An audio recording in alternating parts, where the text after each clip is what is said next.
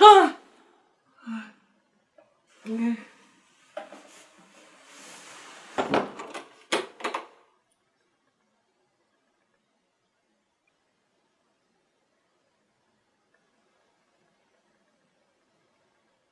time for your yearly review. Can I finish my nap? Yes.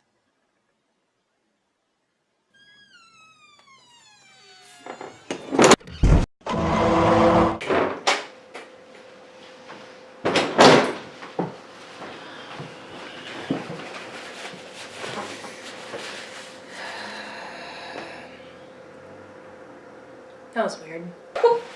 What's up, y'all? It's Anna. Welcome to my yearly review. I've done reviews the past couple years. It's more for me. It's not for you. It's for me mostly. So I have my list at the end of the video. I always do my top favorite TV shows, movies, music, and video games, so stick around for that. But till then, I just basically describe what's been going on in my 2018. It's been a doozy. So here we go. I started out my new year working, which is so on brand for me. I was working at the club on New Year's Eve, and so that was how I rang in my 2018. Also in January, I was taking the clinic, which is the last leg of the triage for the Leslie Kahn studio. So I finished my triage at Leslie Kahn's in January. A good amount of my January was spent prepping for my Heather's music video, which included like doing the Indiegogo, buying costumes, holding auditions, doing dance rehearsals, renting the recording studio. It was a whole lot of prep work in January. The first half of February was way more prepping, finishing the final touches for the music video. I did 2 recording sessions. I had to find the school and the house to film at, which was a shockingly hard process. I had to style the wigs, finish the costumes, get a DP and gaffer, and obtain and / make the props. So that was a full, big, large task. That was February. For Valentine's Day, I participated in a Galentine's Day in Corona with Amber and the gals, and we had pizza and played board games, and it was super fun. And then at the end of February, I shot the music video, which was, please, like, oh god, if you haven't seen it, I should really scoot this way so that I can link things here. You should really go see it. It was a Heather's Hamilton mashup parody. It was the Schuyler sisters, but with the characters from the Heathers. It was kind of a chaotic shoot. We found out we were missing Heather Duke's socks the day of and had to obtain more that didn't match as well as the ones that I found, but they worked. 2 of the dancers didn't show up, sort of without warning, so we had to work around that. It was a night of a lot of improv. Some jacket buttons broke, but it was a really fun, amazing shoot anyway, and I'm really happy with the final product. So again, if you haven't seen that, I spent the first 2 months of the year doing that, so please watch it. In March, I started ongoing classes at Leslie Kahn's, and I have to mention every time I take a class, because you'll notice for months where I take class, not much else happens, and that's because it is all-consuming. Like, we try to rehearse as much as humanly possible during the week, which is why I feel the need to specify, like, hey, this is what I did with my month. I went to class, because it really is consuming. Also in March, my brother and dad visited me in LA for my brother's birthday, and it was an awesome time. We did so many things. Oh my god, we had pizza and went to Voodoo Donuts and the museum. It was a great time. I love when they visit me. And I also, that month, my friend Derek was invited to a sexy Disney party. That was oodles of fun too. I feel like every time I do one of these videos, I keep saying fun. I always have like a trigger word that I can't stop saying. This year it's fun. Forgive all funs that I say. April, Derek invited me to another party. He's the party man. Derek, if you're watching this, you're the party man. We went to a Burning Man themed party for his friend's birthday, which was also a lot of fun. There was a snake. That was a big highlight. I touched it. For Easter, I saw Ready Player One with Darnell in theaters. It was an okay movie. I don't remember much about it, to be honest. I also started taking dance classes in April. I took musical theater and heels and body language and hip hop, and honestly, I've sort of faded out of the others, but hip hop, as you know from my dance all nights, that's the one I'm still taking every week, and I like it. I believe it was April where I also tried to start vlogging every week again, which has really worked out. But I did it for a while. I did vlog every week for a minute. I need my list here for this one because I also did a thing where I tried to watch 3 new shows a week, and I tried to allow myself to only watch 1 episode of each of these shows to sort of expand my vocabulary of TV shows. That month I saw Glow, Riverdale, This Is Us, iZombie, Unreal, Supernatural, Supergirl, Crazy Ex-Girlfriend, Jessica Jones, Arrested Development, Broad City, The Good Place, and Santa Clarita Diet. April was also when I had that Koreatown sketchiest job I've ever had. Be sure to watch the video. It's a good one. Oh, April was also when Smosh was casting new cast members, and I had a callback and executive meeting, and since then, you know, Defy Media has gone under. But hey, that was a really cool experience getting to like meet the cast and the executives. It was cool. So May House's Arturo Marroquin's birthday, and he had his at Raging Waters. Now, in May, it was still a pretty dang chilly in LA. I don't remember exactly what the temperature was, but like too cold to go to a water park. But I was such a devoted friend, and I was the only one who actually went on the water park rides with him for the first half, and I nearly froze my tush to death, but it was worth it. It was worth it for my boy. But I also had some great funnel cake, which, you know, always makes a trip worth it. So that's fun. Fun. Fun. Fun. Fun. A lot of my time in May was consumed with more roller skating, making the videos every week. Uh-oh. So here's a fun fact. My mom was watching me film this video, and I just heard her snore because she's asleep. So that's a really good sign that this video is going really well. I have three audience members who fell asleep. This is really good. In June, I streamed some Slime Rancher with Darnell on Twitch, and I shot my dating problems sketch. I had a photo shoot with my friend Al. I've been posting those pictures on Instagram. Be sure to go follow me on Instagram if you want to see those pictures. This was also where I started to kind of like go through the rocky pavement of getting to a rough patch. I was starting to feel it. I was sort of getting off my goals. I could kind of feel the storm a-brewing. In July, I filmed the Basic Bitch sketch. I spent the 4th of July with Darnell and our friend Socrates at Socrates' house, and a bunch of other friends, 10 of other friends. That was an amazing time. We played tennis and basketball, and we watched fireworks. It was so much fun, and ate, of course, food. My favorite part of any party. I had a couple more photo shoots, which again, I posted a lot of photos of to Instagram. I had an audition with Arthur and Derek and the whole gang there for a game show when we made it, and we were gonna film that game show, but then at the last minute something came up, so we couldn't. But it was pretty cool, the whole experience of like getting to audition, practicing for the show and stuff like that. That was a really cool experience. I also took a trip to Austin because my grandmother was in the hospital. It was a good trip. We got to visit her. We got to do some other things as well. Altogether, you know, obviously a bittersweet trip, but a good trip nonetheless. July is when like my quarter life crisis sort of officially began though. I really had a hard time. I just felt like super incredibly lost. I felt like things that used to inspire me and motivate me and make me happy didn't anymore. The things that usually helped me get out of that place no longer worked, and so I was sort of like, well, shoot, if that doesn't work, I don't know where to turn to make myself happy again. But that was sort of where the feeling started to begin. And there were also people helping me through that who, you know, I think from the bottom of my heart, they kept me happy and grounded, and I really appreciate that. So thank you to everyone who helped me through that time. Ooh, Arthur was a large part of my August. We went to go see Clueless at the Rockwell. We saw our friend Noelle, and then we also saw the new Freaky Friday. I also went and saw an amazing show, Titus Andronicus, with my friend Beverly. That was a ton of fun. It was like outdoors. Kind of reminded me of Zilker Park in Austin. Y'all don't know what that is. Anyway, it was a lot of fun. We took yet another trip to Austin that month for sort of the same reasons. And again, it was a very bittersweet trip, but we did do lots of fun things. We went to Barton Springs and Schlitterbahn with Carissa, and we also went and saw my grandmother in the hospital again and spent a lot of time with her. So Labor Day's in September, and I spent that at Arthur's house with a Labor Day party, and then we went to Musical Mondays, and it was our 2-year anniversary. Way back in the day, I made a video of the first time Arthur and I ever went to Musical Mondays, and it was our 2-year anniversary, and we went again, so I thought that was something a little special. I also took some phone calls with managers, and I settled on a manager who I'm with right now. I also did a photo shoot with Arthur on the beach. Those are all posted to Instagram.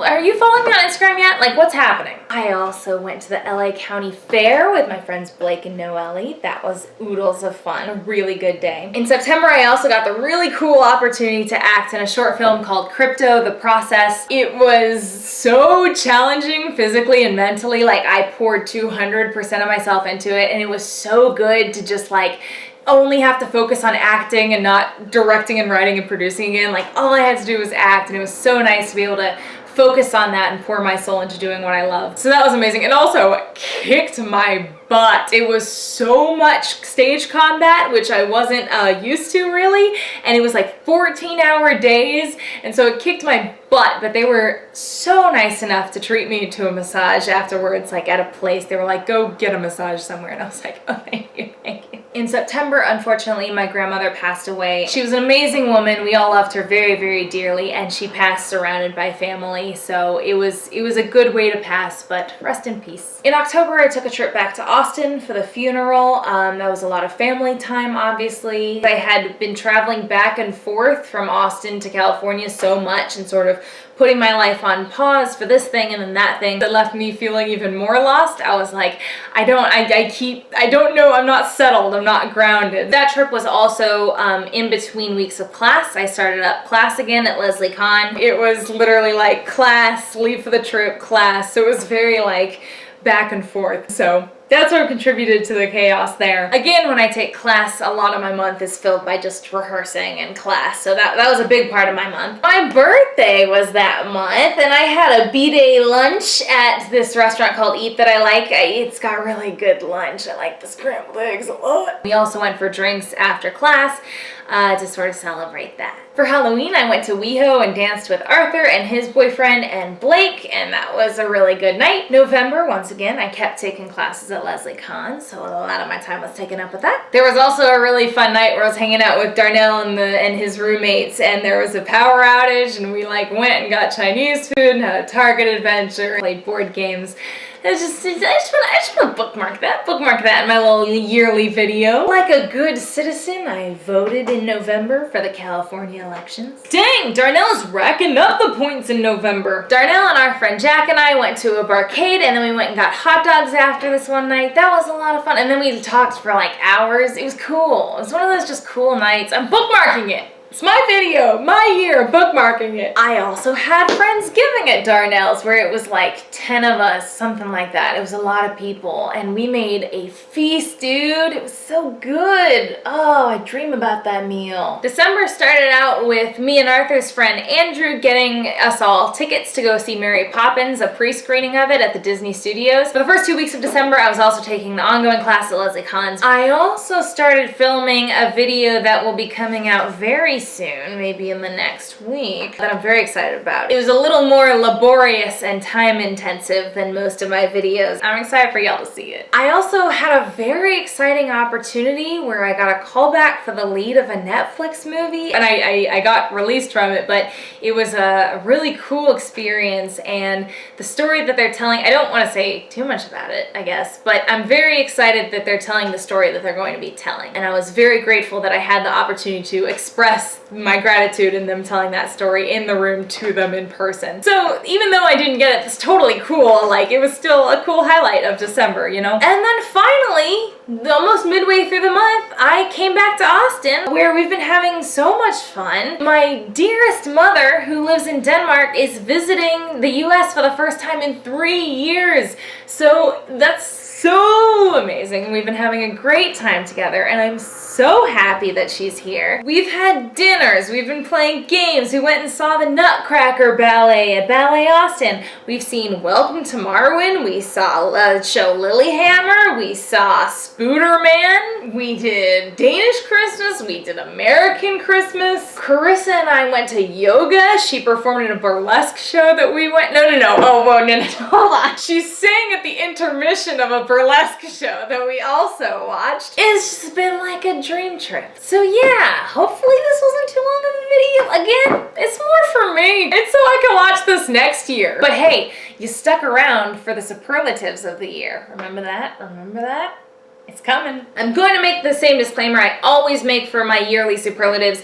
These are not necessarily things that came out in 2018. They are things that influenced me the most in 2018. So, TV shows of the year. First place, Queer Eye, the reboot on Netflix. It's so heartwarming and heartfelt, and I love it so much, and I love all those good boys. Second place goes to The Good Place. I really like that show. It's a pretty popular show. I just live under a rock. Movie of the year, first place goes to 8th Grade. That messed me up in so many ways. It fueled my quarter-life crisis, and any movie that's powerful enough to do that earns a first place spot. Second place goes to A Star is Born. I really enjoyed that movie, and if Bradley Cooper doesn't get an award, I'm gonna be like, what? An honorable mention goes to Spooderman Into the Spooderverse. It was gorgeous, it was funny, and it was really clever and intelligent. I recommend it. Go see it. Game of the year was hard because I have to choose games that I've either watched or played, and I didn't do either of those that much this year. I feel like I watched a lot, but not like full series, if that makes sense. Like full games, full playthroughs. But I scrounged together a first and a second place nonetheless. First place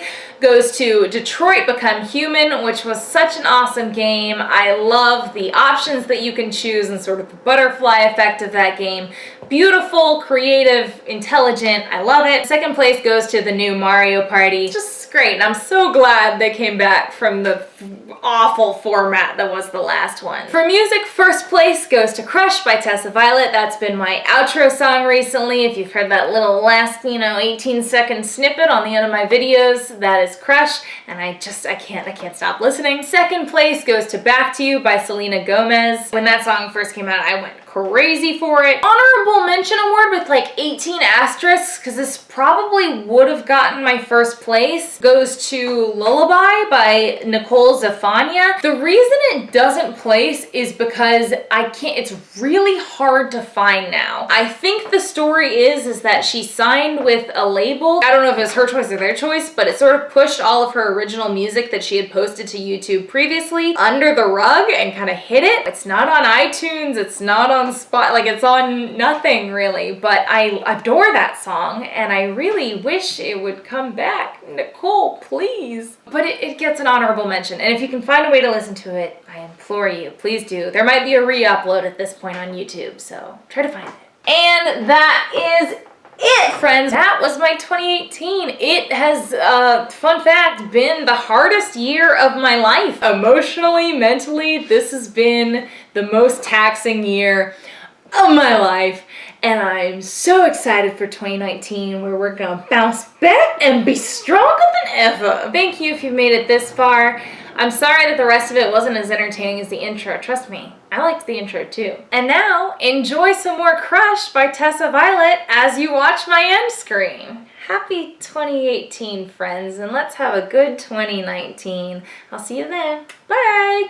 Better be a crush light, then you find a rush light. Hoping you text me so I could do you. I love that song. But I could be a crush like, throw you for a rush like, hoping you text me so I could tell you I've been thinking about your touch like, touch, touch, touch, touch, touch. I could be a crush, crush, crush, crush, crush. It's too much.